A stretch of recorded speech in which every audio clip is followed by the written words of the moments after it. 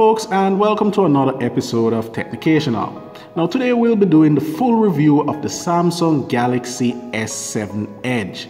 Yep, this is a phone that most people want to have, some people have, and some people want to know about.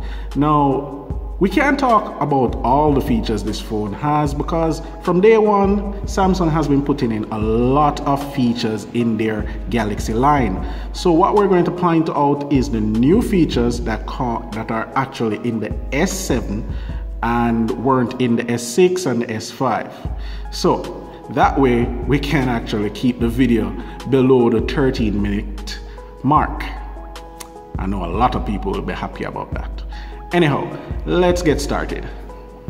So the first thing we're going to look at is design, and the design is not much different from the S6, so much so that people might see this phone in your hand and actually think that it's a Galaxy S6. Yep. But the good thing is, as soon as you feel this phone in your hand, you know it's not a Galaxy S6 Edge. It feels much more pleasant in the hand than a S6 Edge. Why is that? Because the edges of this phone at the back, which is Gorilla Glass, is curved at the sides. So it makes the phone feel better in the hands when you're holding it.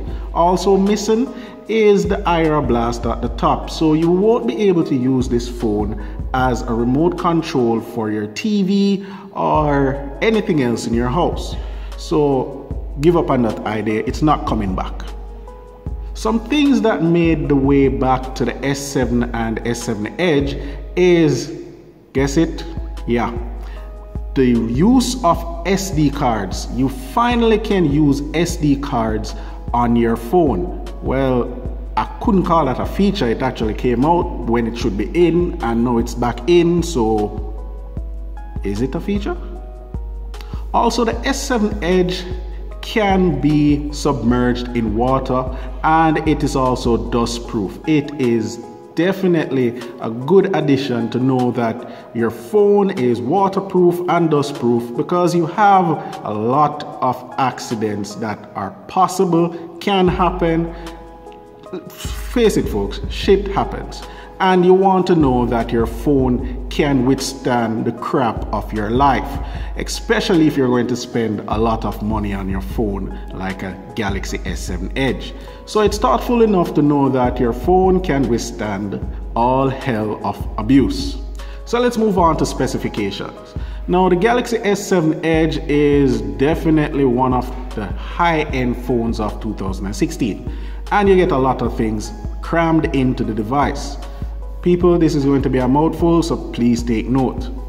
So you get a 5-megapixel camera at the front, you get a 12-megapixel camera at the back, you have a flash, LED flash, you have your heart rate monitor, you have your fingerprint scanner, which is down at the bottom, that doubles as a home button. You also get 4 gigs of RAM. Yep, this small device has 4 gigs of RAM.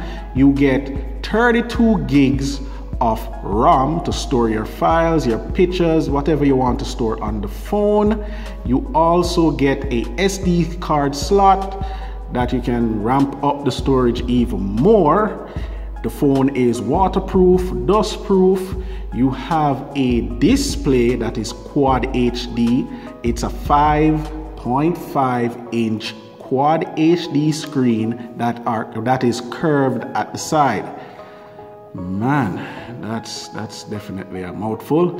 And last but not least, what is powering this device is an Exynos processor, which is an octa-core processor. And if you don't know what an octa-core processor is by now, that is an 8-core processor that is built directly by Samsung. So let's talk about some of the features that the S7 Edge has that is actually unique to the S7 Edge.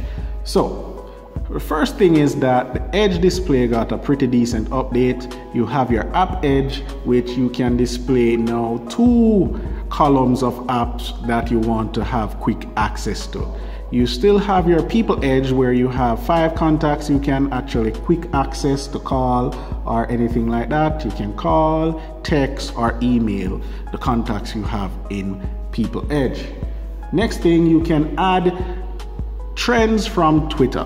So you can see what is trending and just click on it and go right to the Twitter feed and read about it, or you can actually retweet it in your Twitter timeline.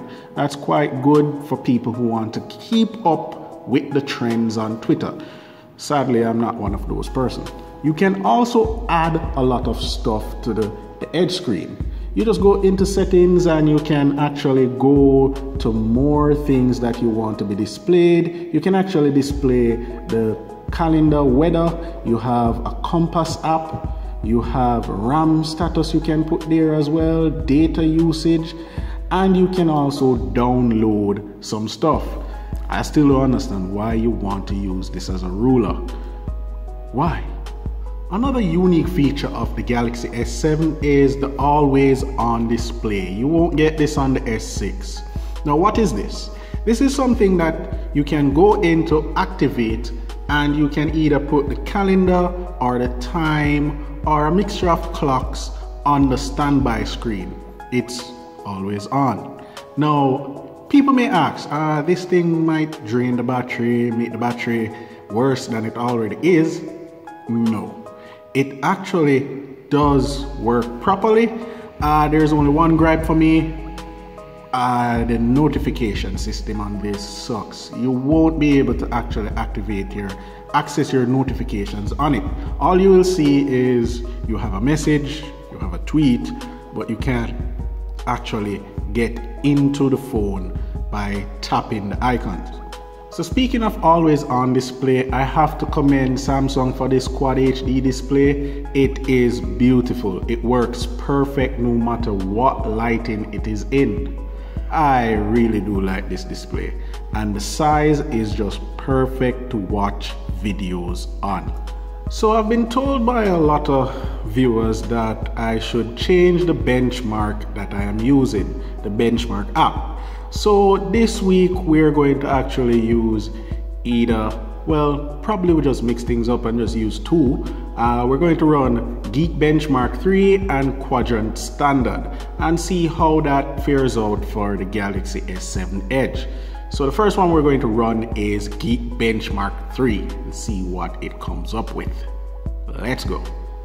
So Geek Benchmark 3 said that the single core performance is 2142 and the multi-core performance is 6441.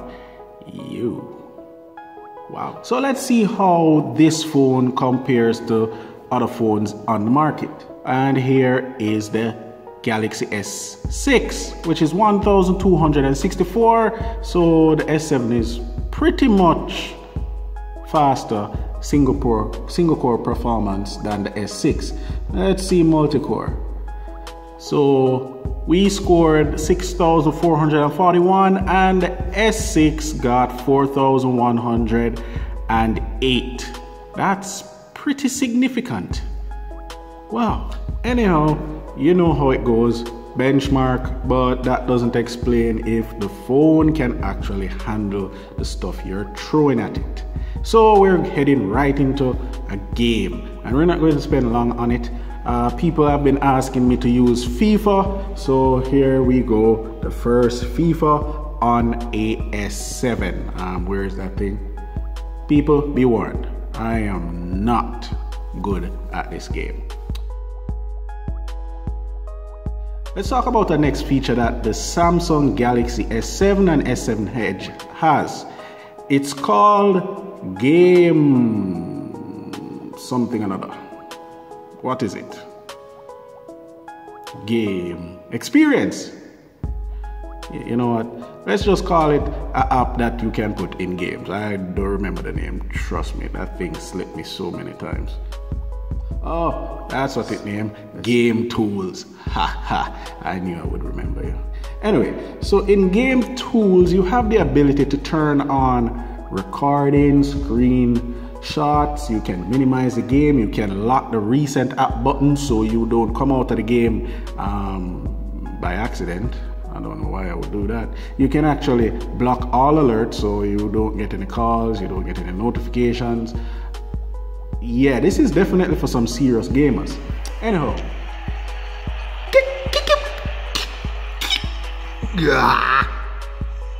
you know, this is the main reason why I don't play FIFA. There's no violence in it. So enough of that. I was enjoying that too much, and if I follow that game, I'll be playing it all day.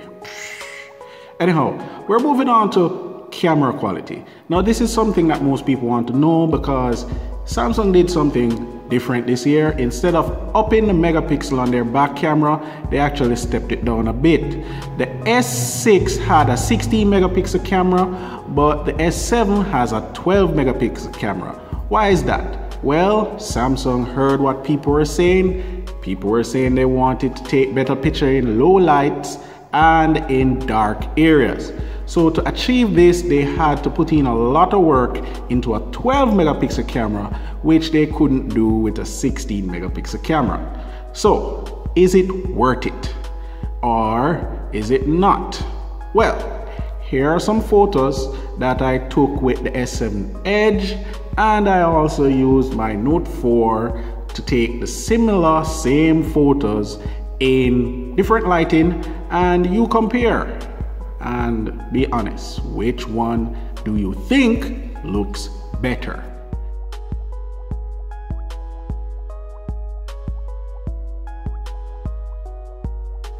So let's talk a little about battery life. Now I have to say, people, this is one of the better phones when it comes to battery life.